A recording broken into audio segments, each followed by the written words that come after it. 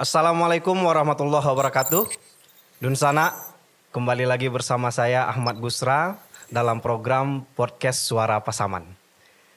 Tema kita kali ini masih tentang seputaran isu politik paling menarik di Pasaman, tentunya tentang PSU yang sebentar lagi akan kita selenggarakan, pemungutan suara ulang Bupati dan Wakil Bupati Pasaman 2025-2030. Tentunya untuk membahas tentang isu ini kita juga mengundang orang-orang yang tentunya punya kapasitas untuk membahas ini. Kita mengundang perwakilan dari Komisioner KPU dan juga dari Bawaslu. Saat ini kita sudah hadir salah satu narasumbernya dari KPU. Yang dari Bawaslu kita masih tunggu. Insya Allah akan segera hadir. Mungkin karena ya menjelang masa pemilihan banyak sekali tugas yang harus dikerjakan. Jadi kita tunggu, mudah-mudahan bisa bersama kita berkumpul membicarakan topik ini hari ini. Tentu kita sudah bersama salah satu narasumber kita, perwakilan dari Komisioner KPU, Bang Dr. Juli Yusran. Selamat datang Bang. Selamat malam Pak Busra. Terima kasih banyak sudah bersedia hadir untuk memenuhi acara kita ini. Kita berharap Bang, mudah-mudahan dengan kegiatan ini dari beberapa rangkaian yang kami coba hadirkan untuk masyarakat Pasaman, tujuan kita salah satunya ingin membantu penyelenggara tentunya agar pelaksanaan PSU kali ini bisa berjalan secara maksimal. Tentunya yang maksimal ini kehadiran masyarakat kita, masyarakat Pasaman, pemilih kita ke TPS pada tanggal 19 April mendatang itu bisa maksimal dan mudah-mudahan bisa lebih banyak dari proses penyelenggaraan yang sebelumnya. Bang Dr. Juli,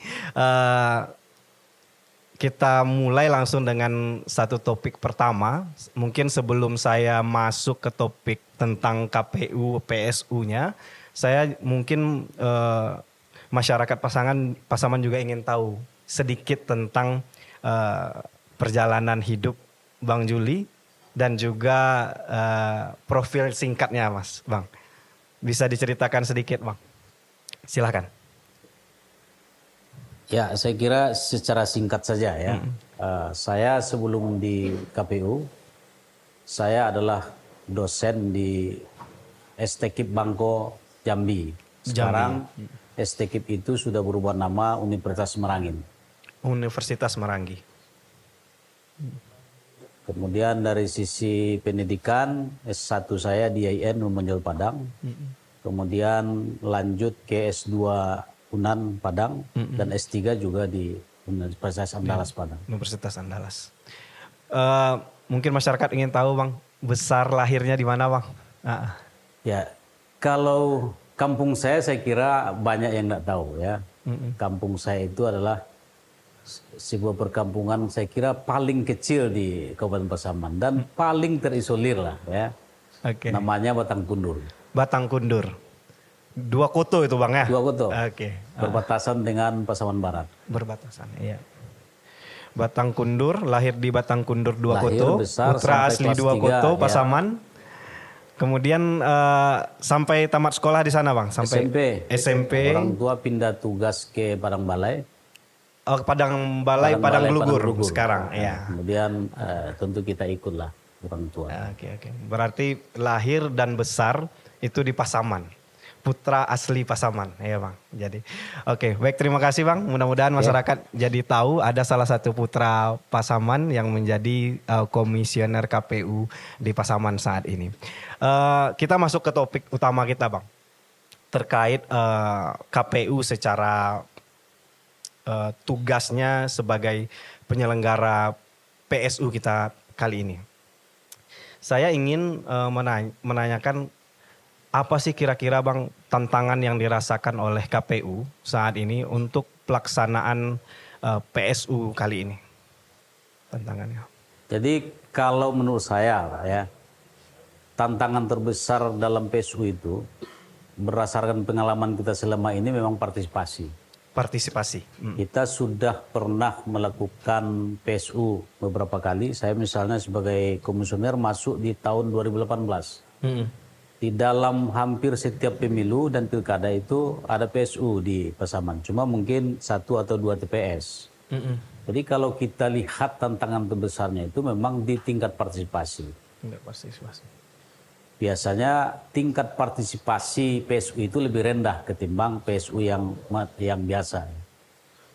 Kalau dari penelitian mungkin atau evaluasi dari KPU, Bang, salah satu penyebab pemilih cenderung tidak datang ketika terjadi pemilihan ulang itu, pemungutan suara ulang itu apa tuh, Bang? Indeks apa ya? Berdasarkan informasi penelitian ya, salah satu kan KPU juga melakukan penelitian ya. Penyebabnya itu memang kejenuhan.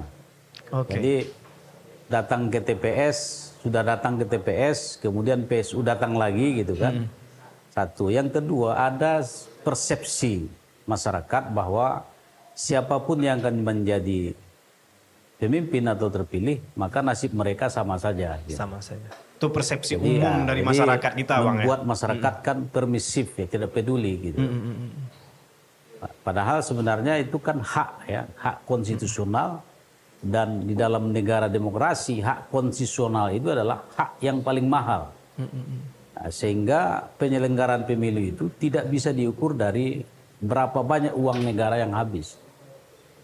Tetapi bagaimana melaksanakan pemilu itu secara rutin. Nah, begitu. Jadi Bang, dari hasil mungkin karena Bang Juli sudah di KPU sejak 2018, Bang. Pasti banyak pembelajaran, banyak pengalaman yang sudah didapatkan dari KPU ini, dari pengalaman menjadi penyelenggara.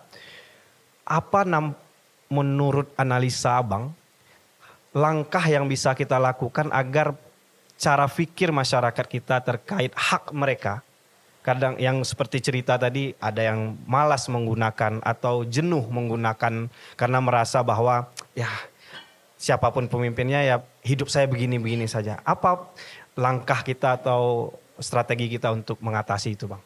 Ya, sebagai penyelenggara kami tentu memasifkan sosialisasi ya.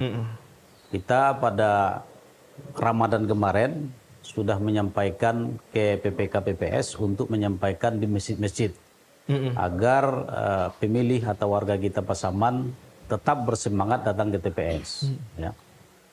Kemudian dari sisi sosialisasi kita tentu secara keseluruhan tidak hanya KPU ya, tetapi termasuk kawan-kawan yang aktif di dalam podcast ini saya kira memiliki peran penting untuk memberikan pencerahan-pencerahan atau edukasi kepada masyarakat bahwa memilih itu memang penting gitu. Memilih itu adalah hak kita. Jadi ada beberapa pernyataan orang ke saya langsung ya bahwa PSU ini adalah kegagalan KPU. Satu. Kemudian PSU ini adalah pemborosan. Ya. Merugikan tambah uang lagi negara uang misalnya, Bang, ya? negara yang kemarin sekian miliar, sekarang tambah pula sekian miliar gitu kan. Ada lagi mengatakan meskipun PSU siapapun yang menang itu sama saja gitu. Itu saya kira pandangan yang sangat salah. Mestinya PSU ini dipandang sebagai hak konstitusional, betapa berharganya hak itu gitu kan. Betapa berharganya. Tidak memikirkan berapa uang yang keluar dengan itu. Tetapi karena itu adalah hak, kedaulatan tertinggi di dalam negara demokrasi adalah hak warga negara untuk memilih. Salah satu ya.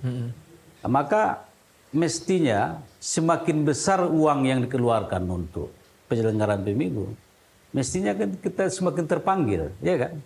Sama dengan misalnya kita punya mobil, harganya 5 juta.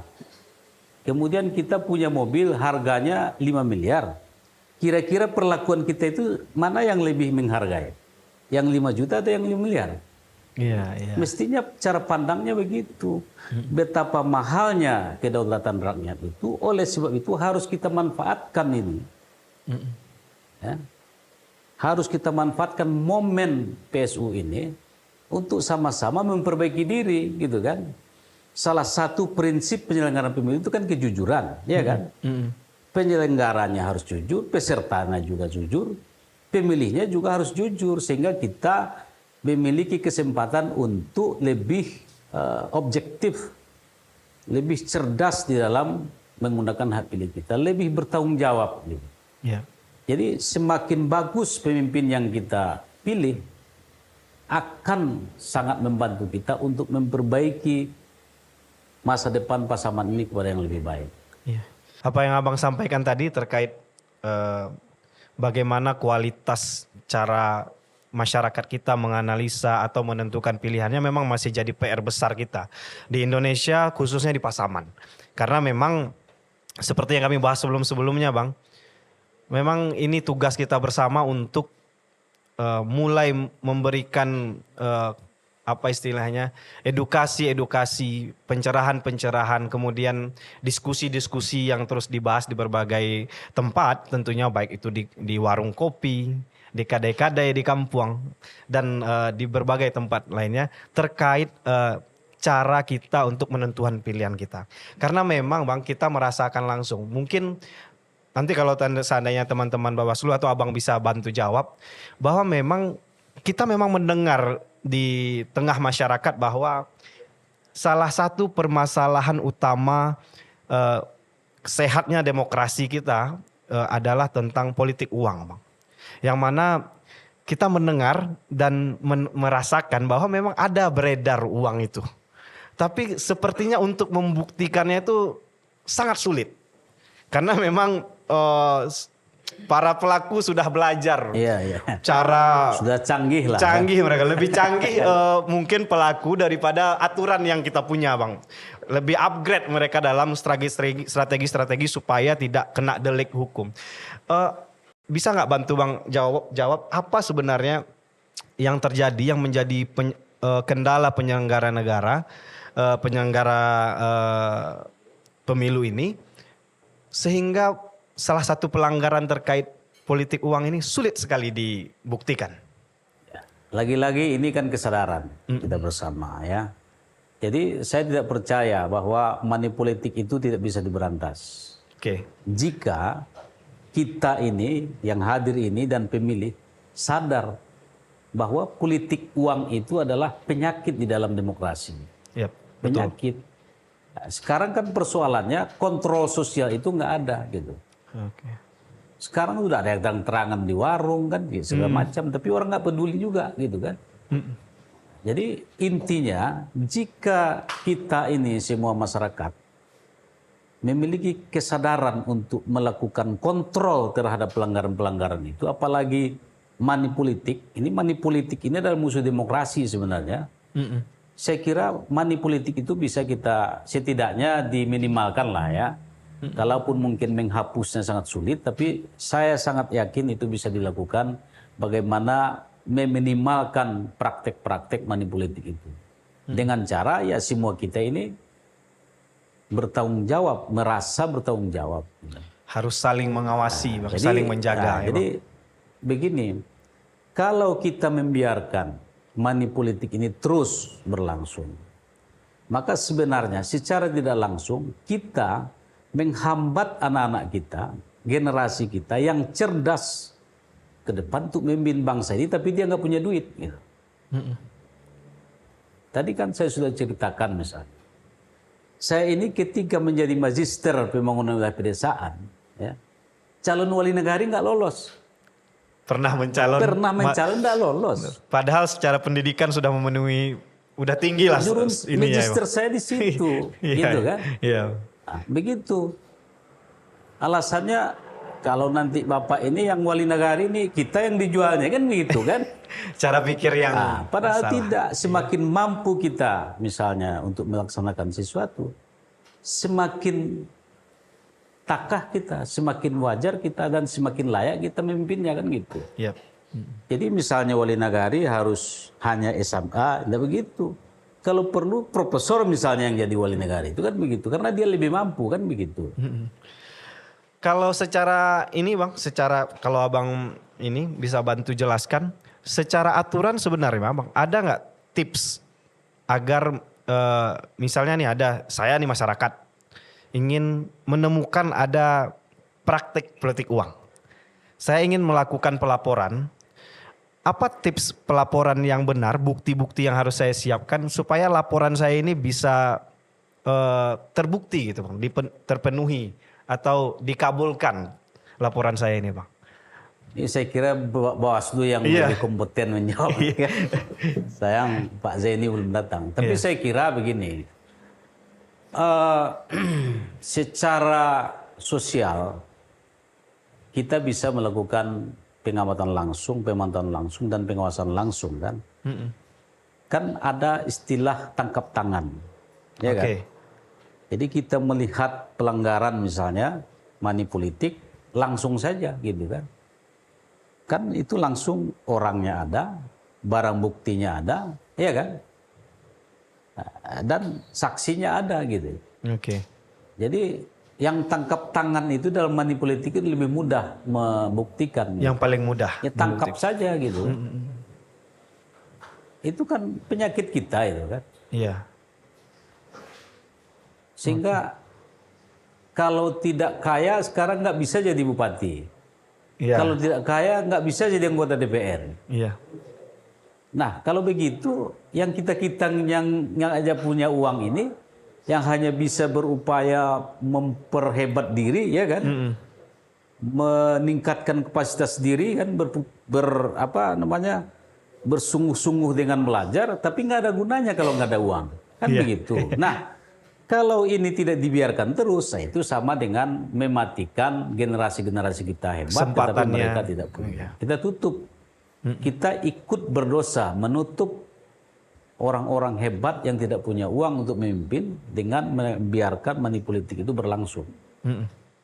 Jadi kalau masyarakat ingin kesempatan yang sama bagi anak cucunya di masa depan dalam ranah kepemimpinan di Pasaman, ya mulai dari saat ini kita sama-sama kita berantas bersama-sama. Gerakan yang ini harus gerakan yang besar, harus ekosistem yang sosial besar untuk sama-sama menolak politik uang. Iya itu. Mungkin itu salah satu. Jadi ini tidak hanya menolak dan laporkan. Itu dan kan? laporkan. Tadi salah satunya tadi Bang, tangkap tangan itu boleh oleh masyarakat sendiri Bang. Tidak harus petugas. Boleh. Oh boleh oleh masyarakat ya. Oke. Tangkap tangan bawa ke Bawaslu kan. Ini melakukan politik uang, ini saksinya, ini uangnya gitu kan. Itu cukup alat bukti, tangkap tangan dan saksi. Itu yang kan lengkap tuh kan. Iya. Alat bukti ada. Perbuatannya disaksikan. Ya kan? Orangnya ada apa lagi? Ya kan? Iya. Kalau secara hukum ada bukti, ada saksi, dan bisa dilihat kronologisnya, udah. Itu Bang, kalau misalnya ini saya coba mendalami sedikit Bang. Misalnya nih kita tangkap tangan, ada oknum lah yang kita temukan, dapat ada bukti uangnya, ada saksinya, kita tangkap tangan dalam proses dia melakukan politik uang. Itu kalau memang terbukti terjadi, itu hukumannya terberat apa Bang? Apakah bisa mendiskualifikasi calon yang dia ini? Itu jalurnya gimana tuh Bang? Diskualifikasi. Kalau itu dilakukan, kalau diskualifikasi itu kan harus masif ya, masif, terstruktur. Ya. Oh gitu, harus TSM. TSM. Terstruktur, sistematis, masif. Kalau satu berarti belum kuat. Kalau untuk diskualifikasi belum. Kalau si orangnya yang kita temukan itu hukumannya apa tuh Bang? Pidana. Kurungan ya. Sebagai pelaku langsung yang ditangkap tangan ya. Tapi bagi calon, kalau itu terjadi masif di beberapa tempat, itu akan ada hukuman diskualifikasi bagi calon. Oke, baik. Terima kasih Bang. Tapi mungkin kalau untuk satu-satu kan untuk apa dia nyebar uang kan percuma juga tuh. Iya. Nah, kalau ada indikasi money politik, feeling saya itu pasti masif. Pasti masif. Terjadi di berbagai tempat. Setidaknya dia sudah mengkalkulasi kan. Berapa nih misalnya uang yang harus saya sebar supaya saya bisa menang. Kan begitu. Kalau misalnya tujuannya kan menang nih money politik ini. Ngapain dia ngasih 1-2 orang kan? Yang 1-2 orang itu yang secara kalkulasi nggak berpengaruh ke dia untuk menang gitu kan. Oke. Berarti itu salah satu informasi pendidikan politik untuk kita masyarakat, bahwa jika kita ingin memerangi politik uang, Yang pertama kita harus bersama-sama bergerak. Kemudian yang kedua ada tuh strategi tips-tips tadi yang diberikan Bang Juli, cara kita agar praktik-praktik yang salah ini bisa kita laporkan dengan cara yang benar. Ya seperti itu.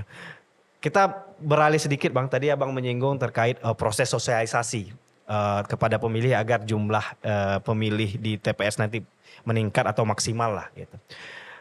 Kalau dari datanya KPU Bang, pemilih kita ini persentasenya usia berapa sekarang yang paling tinggi Bang? Ada nggak yang Bang? paling banyak ya. Yang paling banyak usianya antara 20 sampai 45. Jadi 20 sampai 45. Ya. Itu tinggi. Yang paling banyak ya. Pemilih muda berarti itu Bang. Yang masih pemilih-pemilih produktif. Itu persentase paling tinggi Bang. Lebih 50% Bang atau berapa? Saya angka pastinya kurang tahu lah ya. Tapi yang dominan memang itu. 20 ke 45. Ada nggak pengaruh dari angka persentase itu terhadap strategi KPU dalam sosialisasi Bang? Ya, kalau kita tentu sebagai lembaga penyelenggara menyasar semua. Menyasar semua. Jadi tidak khusus segmen ini, tetapi semua segmen tentu harus kita lakukan sosialisasi. Nah, dan sebenarnya KPU Pasaman cukup berhasil di dalam partisipasi pada pilkada yang lalu. Yang sebelumnya. Ya. Secara keseluruhan kabupaten kota di Sumatera Barat kita menduduki ranking 3 Se-Sumatera Barat. Penghargaan se-Sumatera Barat. Dan ranking 2 untuk kabupaten kota yang besar. Jadi wilayah besar ya. Kita posisi 2, ranking 2 di Sumatera Barat. Secara keseluruhan kita dapat penghargaan 3 besar di Sumatera Barat. Untuk persentase kehadiran. Persentase kehadiran 66,6% pada pilkada yang lalu. Berarti yang kemarin itu lumayan Bang ya. Sangat bagus. Berarti PR kita yang sekarang nih Bang ya. Karena kita pernah belajar juga di PSU yang kita baru merasakan PSU kemarin yang paling masif itu yang DPD RI. Ya, DPD. Itu, karena memang terasa menurun sekali ya. Iya. Kalau saya sih nggak tahu datanya, tapi ketika saya datang ke TPS hadir, memang terasa antriannya pun nggak terlalu Bang. Memang sebentar udah TPS-nya udah selesai kan. Karena memang tingkat kehadirannya juga ini. Ya, tapi kemarin dalam DPD partisipasi kita juga tidak terlalu jelek ya. Di Sumatera Barat kita juga masuk di 5 besar lah. 5 besar. Jadi memang seluruh kabupaten kota anjlok ya. Pasaman juga anjlok, tetapi kita agak lebih lebih baik. Partisipasinya justru agak lebih baik lah. Dibandingkan dari kabupaten kota lain. Oke. Jadi Bang, selanjutnya Bang saya ingin, ini tadi Abang udah singgung sebenarnya. Saya izin tanya, memang ada pandangan dari masyarakat Bang terkait PSU ini. Pandangan ya sebagian lah segelintir masyarakat yang memandang, nah PSU ini karena kesalahannya KPU nih, karena keteledorannya KPU sehingga ya terjadi PSU yang merugikan keuangan negara sampai lebih dari 10 miliar gitu Bang ya. Itu bisa dibantu menjelaskan ininya Bang, klarifikasi kah atau menjelaskan kronologi yang sebenarnya kalau memungkinkan Bang, silakan Bang. Jadi kalau nanti saya bicara kan itu dikatakan membela diri kan gitu. Iya. Tetapi saya kira supaya lebih utuh kita memandang di mana letak kesalahannya itu. Kita memang mau tak mau harus membaca putusan Mahkamah Konstitusi. Putusan MK. Karena dalam putusan Mahkamah Konstitusi itu lengkap, ya, komprehensif dia bicara kenapa PSU ini bisa terjadi, apa sebabnya.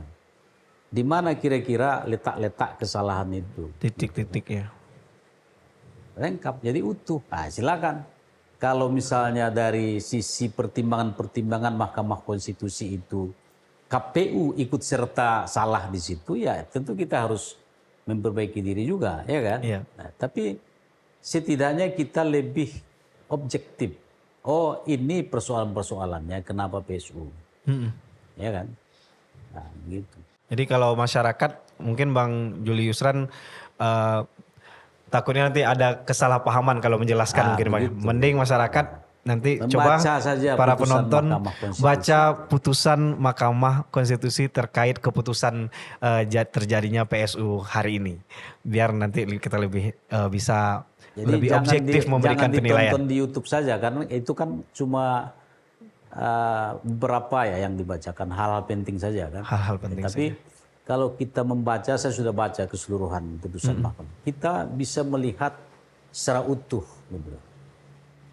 Kalaupun misalnya ada, taruhlah misalnya kelalaian KPU, seberapa persen kira-kira kontribusinya terhadap PSU? Besok itu. Apa-apa saja kira-kira faktor-faktor yang menyebabkan PSU itu? Gitu. Oke, baik Bang. Terima kasih Bang. Dari teman-teman penonton yang hadir, ada yang ingin bertanya ke Bang Juli? Perkenalkan, nama aku Bimo dari mahasiswa Sekolah Tinggi Agama Islam Lubuk Kaping, jurusan Komunikasi Penyiaran Islam semester 4. Kebetulan aku juga diamanatkan jadi Ketua Umum Komisariat HMI, Komisariat Dakwah HMI Cabang Lubuk Kaping. Izin Bang, sebelum aku masuk ke pertanyaan, aku pengen ngasih perspektif dulu nih, kajian-kajian yang kami lakukan di kampus di Sekre kan tentang money politik. Nah sebetulnya nih kalau kami nyebutnya money politik ini sebetulnya kayak lebih ke pencitraan aja ya. Di depan layar kaca kita menyebutkan bahwasanya jargon politik, tapi pada kenyataan di lapangan dari responden-responden yang kami dapatkan juga, sebetulnya intervensi tentang money politik itu juga dirasakan oleh kawan-kawan penyelenggara, Bang. Nah, di situ tingkat keparahan money politik. Kalau dibilang kita memberantas, cara-cara yang lebih konkret itu sebetulnya bagaimana sih memberantas money politik? Sementara pada fakta empirik di lapangan juga kami sebutkan, kami juga mencari responden 20 orang masyarakat di daerah Sontang menyebutkan bahwasanya kami tidak akan datang ke TPS kalau tidak mendapatkan serangan fajar. Itu fakta lapangannya. Nah, bagaimana bangsa ini akan mendapatkan seorang pemimpin yang berintegritas ketika politik itu hanya dijadikan pencitraan? Itu yang pertama. Dan yang kedua, saya pengen menanya tentang bagaimana kesiapan KPU untuk memfasilitasi pemilih yang disabilitas. Mungkin dua pertanyaan itu aja, Bang. Oke, terima kasih banyak Bimo. Ya, sama-sama. Tajam pertanyaannya. Oke, baik. Terima kasih Bimo. Bang bisa dibantu Bang, ada ini satu tanggapan terkait masifnya politik uang ini. Kemudian yang kedua terkait strategi KPU untuk memastikan teman-teman disabilitas kita bisa memilih dengan baik. Jadi persoalan money politik ini memang berat, ya, berat. Kalau saya kalau misalnya menggunakan bahasa yang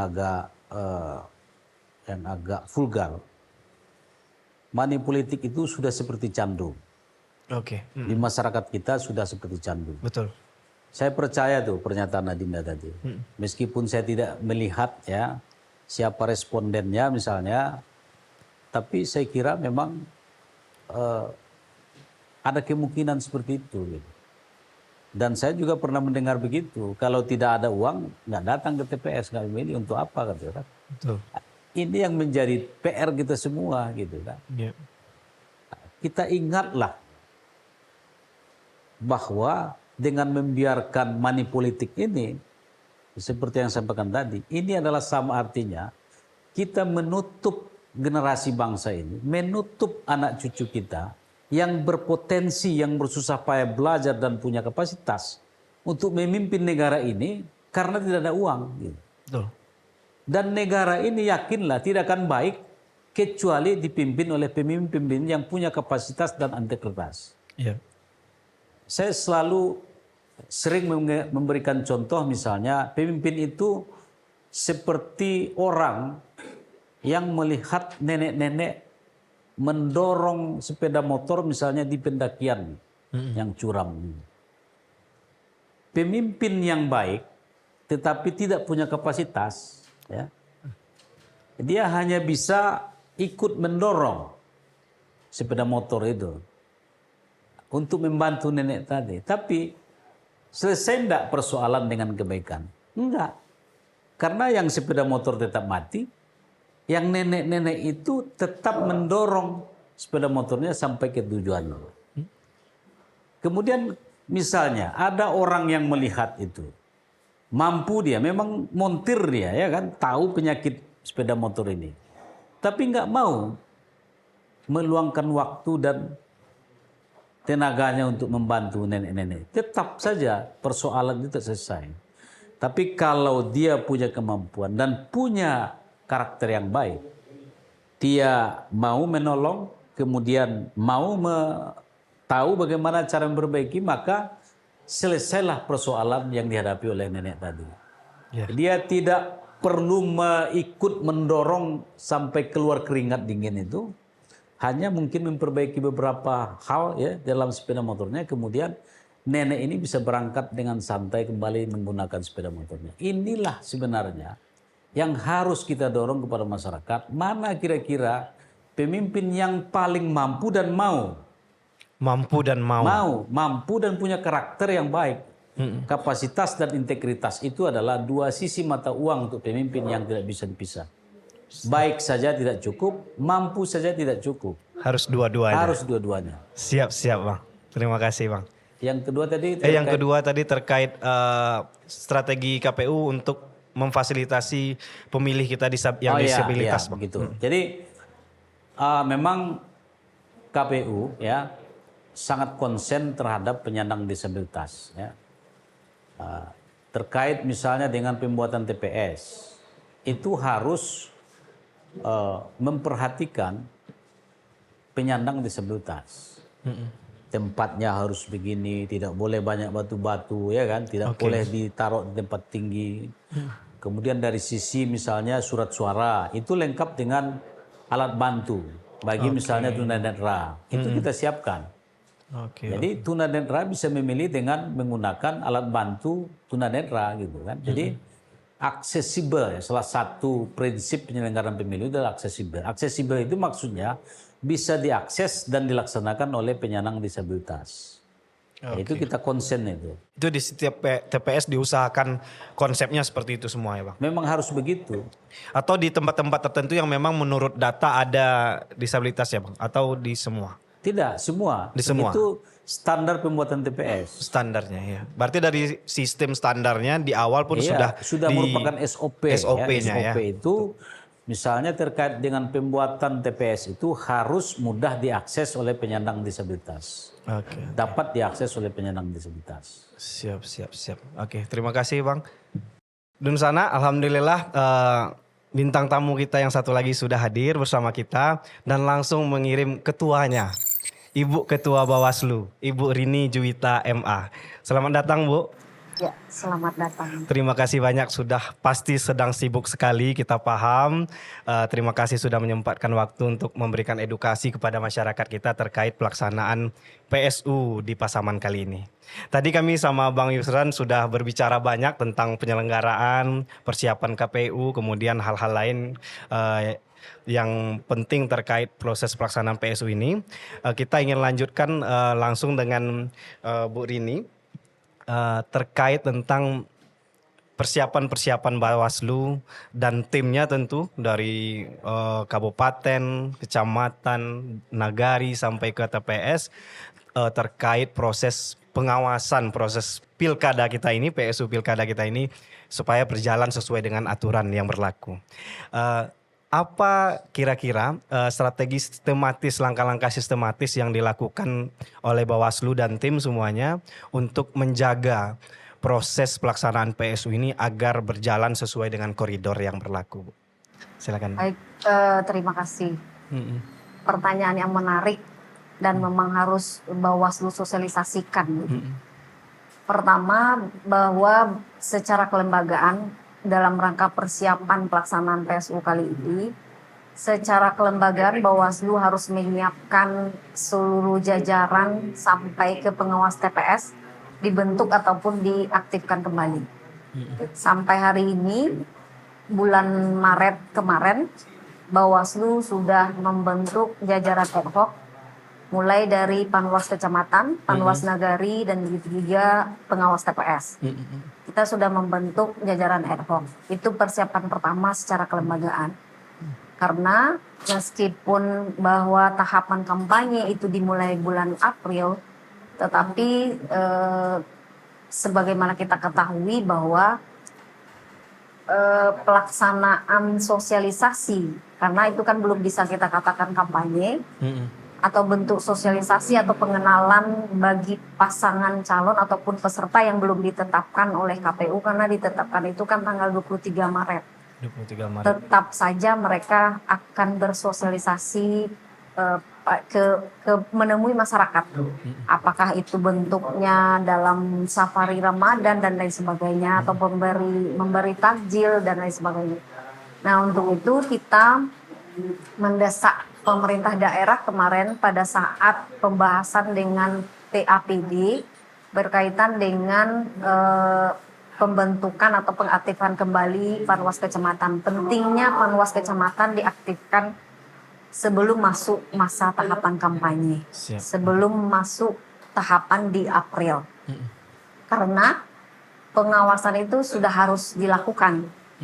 Karena tidak tertutup kemungkinan bahwa akan terjadi pelanggaran-pelanggaran pada saat mereka melakukan sosialisasi.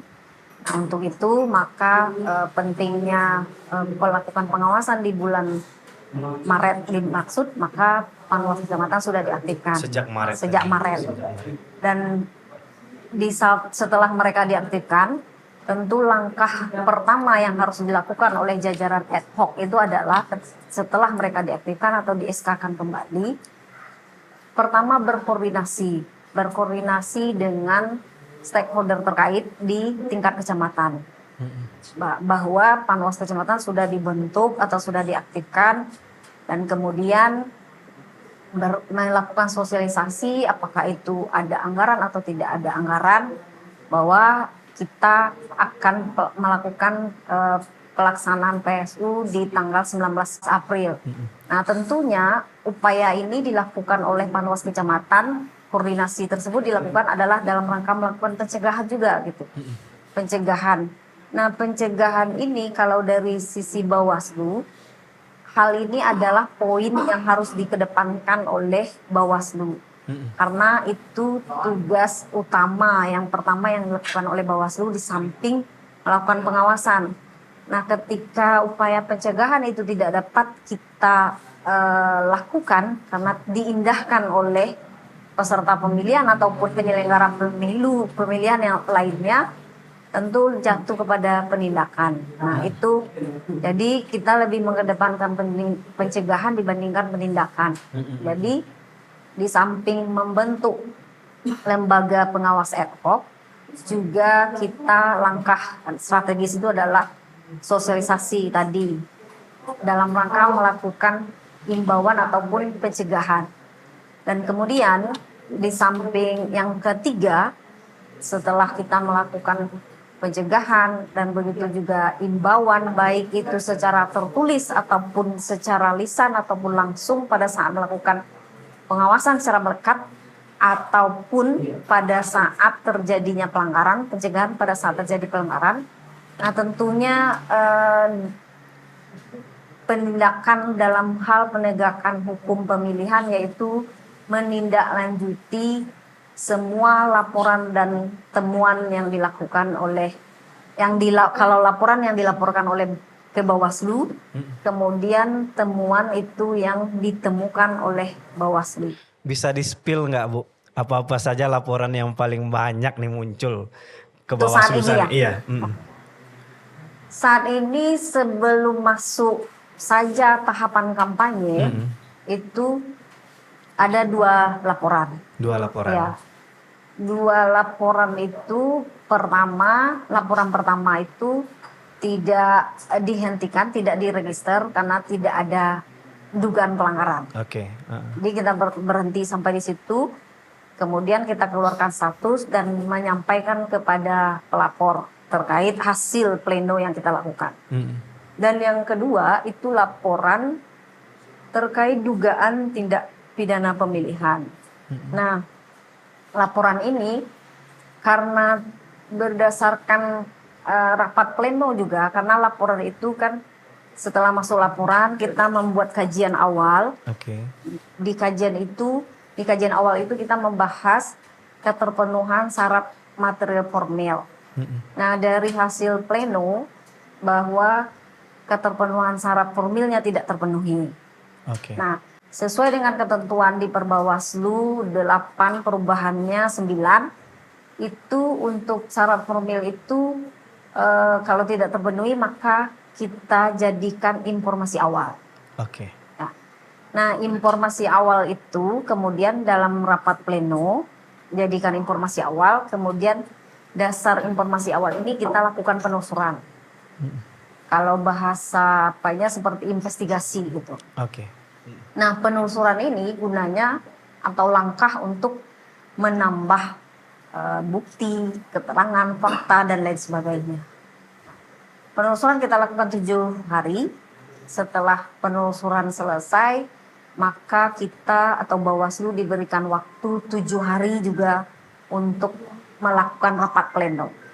Apakah informasi awal ini kita register menjadi temuan atau dihentikan sampai di situ.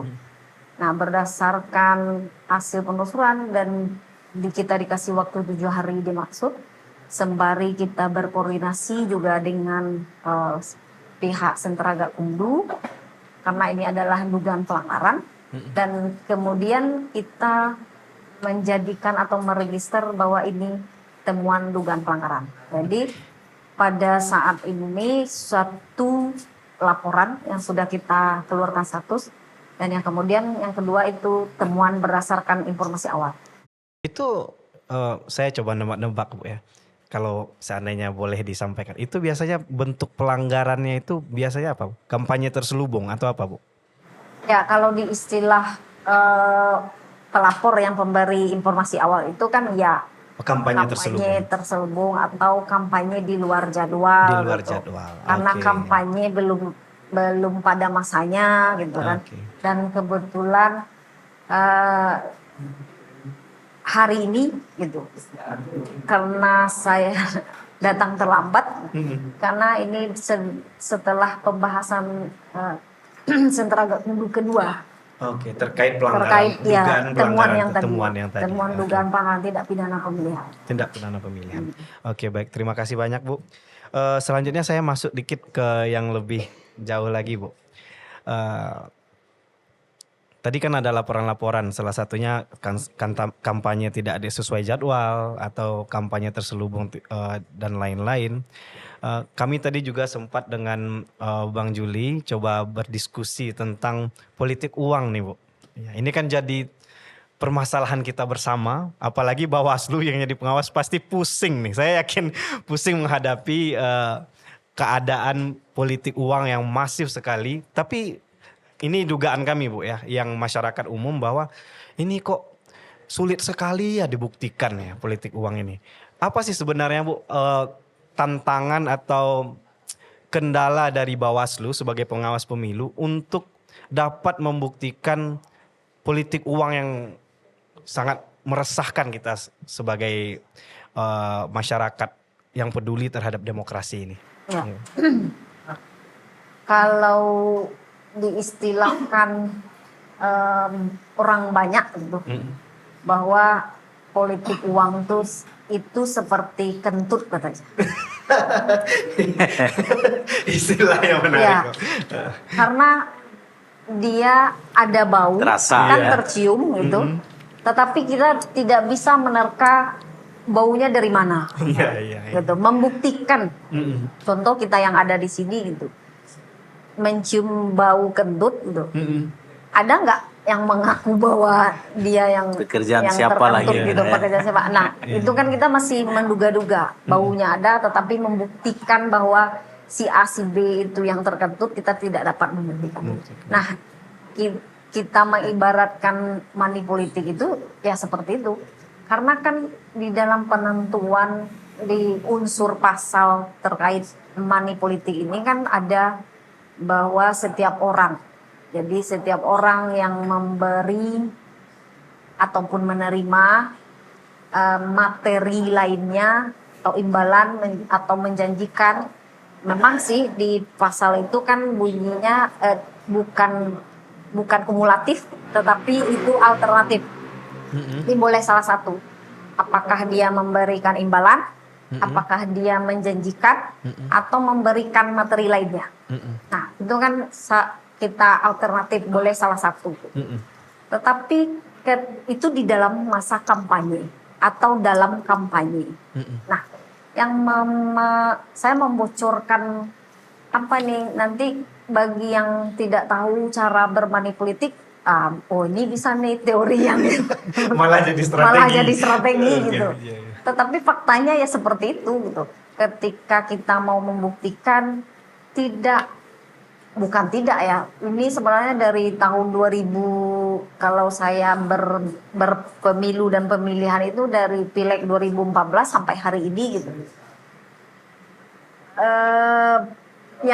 Yang terlapor itu atau yang kita menemukan itu selalu saja tidak terpenuhi unsur. Unsurnya.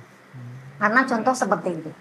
Ketika saya memberikan uang kepada siapa namanya? Gusra. Kepada Gusra, saya peserta nih. Saya memberikan uang, ya udah saya kasihkan seperti ini aja uangnya. Saya kan tidak pernah menyampaikan bahwa kan kampanye nih. Kalau kampanye kan kita harus pastikan juga definisi kampanye harus terpenuhi juga unsur kampanye itu seperti apa. Ya kampanye menyampaikan visi misi, program, mengajak untuk pemilih untuk memilih atau datang ke TPS memberikan dukungan terhadap dirinya sepanjang itu. Nah jadi saya tidak pernah menyatakan itu. Jangan lupa ya datang ke TPS tanggal 19 April ini amplop. Kalau bicara keterpenuhan unsur dari apa yang saya sampaikan tadi itu kan tidak terpenuhi unsur. Nah bagaimana kita memaksakan bahwa ini terpenuhi unsur sementara faktanya bahwa yang bersangkutan itu kan memang sudah jelas itu bahwa dugaan money politik itu ada gitu.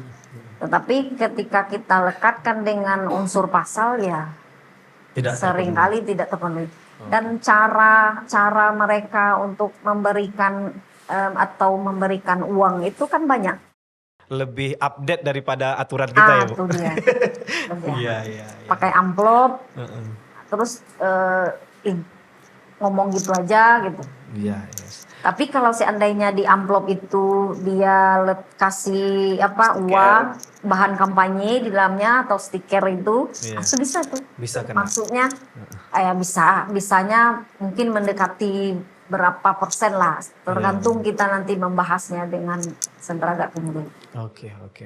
Berarti memang Bu sulit sekali memang ya untuk terkait pelanggaran politik uang ini. Kalau dari pengalaman Ibu nih atau pembelajaran yang Ibu rasakan, mungkin karena sebagai pelaku pengawasan nih punya harusnya kayaknya salah satu strategi terbaik untuk mulai menekan ini adalah ini. Ada nggak? Ya, saya selalu punya harapan dan keinginan besar terhadap ini.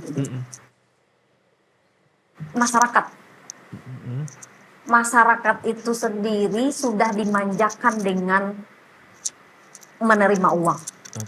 Setiap pemilu ke pemilihan.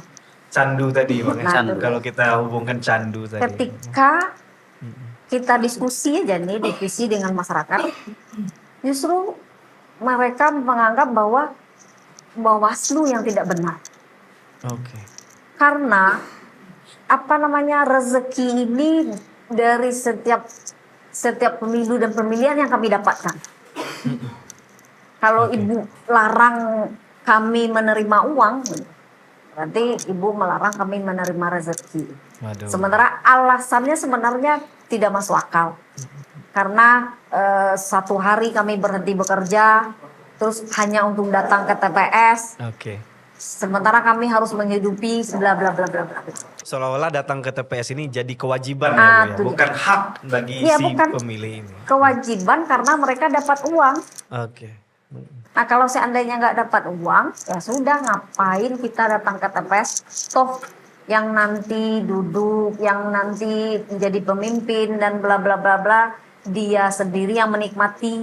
Kita ini hanya bisa melihat. Yang pemimpin yang sendiri menikmati itu karena yang milihnya kita caranya gitu ya Bu ya. Jadi putarannya gitu aja.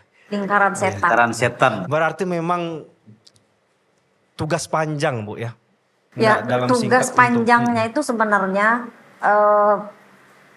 mari bersama-sama tidak hanya pengawas pemilu ataupun KPU, termasuk juga stakeholder terkait, untuk bagaimana kita bisa menyadarkan. Seperti podcast hari ini kan bisa kita siarkan ke ruang-ruang publik berkaitan dengan bahayanya money politik itu tidak hanya pada diri masyarakat itu sendiri, tetapi pada demokrasi.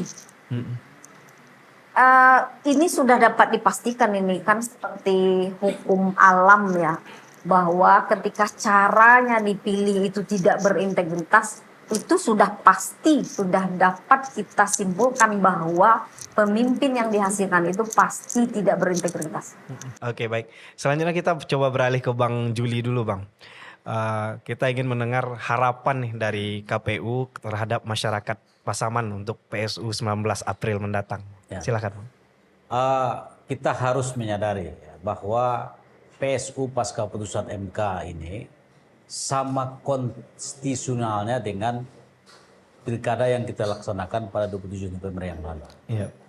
Oleh sebab itu mestinya kita tetap bersemangat, tetap berbondong-bondong untuk menunaikan hak kita kepada daerah kita ini. Dengan partisipasi kita memilih kepala daerah yang menurut kita paling baik, paling tepat, ya, itu akan sangat bermanfaat untuk daerah kita ini. Demokrasi itu adalah seleksi pemimpin. Bagaimana menghasilkan pemimpin yang paling baik. Dan musuhnya seperti yang dikatakan oleh Bu dari Ketua Bawaslu tadi adalah money politik. Itu adalah musuh demokrasi. Mari kita tekan, kita jaga pilkada ini bebas money politik. Siap. Karena dengan demikian kita bisa berharap terhadap demokrasi ini. Kita bisa berharap terhadap pemimpin kita yang lebih berintegritas. Karena dihasilkan dari proses yang baik. Kemudian yang terakhir ya, saya sering mendengar bahwa PSU ini pemborosan. Karena boros kita nggak usah datang ke TPS. Saya kira itu perspektif yang salah. Justru karena kita ini ada plus PSU-nya, artinya uang negara yang kita habiskan untuk PSU ini lebih baik, lebih banyak ya kan, ketimbang yang tidak PSU. Mestinya kita lebih punya panggilan moral ya, untuk datang ke TPS untuk membuktikan bahwa pilkada kita ini harus berkualitas. Siap. Jadi jangan menjadi alasan karena PSU tidak datang ke TPS. Mestinya karena PSU, karena uang lebih banyak kita habiskan untuk pilkada kita ini, panggilan kita justru lebih kuat untuk datang ke TPS, menggunakan hak pilih kita secara bertanggung jawab, secara benar, dan jauhi money politik. Nah, itu saja. Oke, baik. Terima kasih banyak, Bang. Oke. Mudah-mudahan sukses KPU Amin, amin. dalam pelaksanaan PSU kali ini. Dari Bu Rini, mungkin harapan untuk masyarakat kita. Ya, kami tentu dari sisi Bawaslu benar-benar kalau posisi Bawaslu itu sangat-sangat mengharapkan sekali seperti program yang memang Bawaslu punya itu adalah program pengawasan partisipatif. Jadi pengawasan partisipatif ini pengawasan yang aktif, partisipasi aktif yang dilakukan oleh masyarakat. Jadi dalam hal ini, dalam pengawasan partisipatif itu masyarakat tidak hanya berani melaporkan, tetapi juga ikut mencegah jika terjadi pelanggaran. Karena kalau kita harapkan dari sisi Bawaslu saja dalam melakukan pengawasan, saya yakin bahwa ini tidak akan maksimal dapat dilakukan pengawasannya. Karena secara kelembagaan Bawaslu itu sangat minimalis, sementara yang dilakukannya itu adalah maksimalis. Yang harus dilakukan atau dilakukan pengawasannya itu maksimalis. Jadi artinya memang pelibatan pemangku kepentingan, masyarakat, tokoh, begitu juga stakeholder terkait, itu memang sangat-sangat diharapkan sekali ikut mengawal proses khusus pada pelaksanaan PSU kali ini. Jadi ketika semua bersama-sama, kita semua berkolaborasi dalam hal ikut mengawal proses pelaksanaan PSU kali ini, kita bisa menekan paling tidak menekan atau meminimalisir pelanggaran-pelanggaran yang terjadi. Nah, kalau kita lihat hari ini bukan hari ini saja sebenarnya, tapi dari pemilu ke pemilihan itu selalu seperti ini gitu. Bahwa yang murni datang ke Bawaslu untuk melapor itu tidak ada.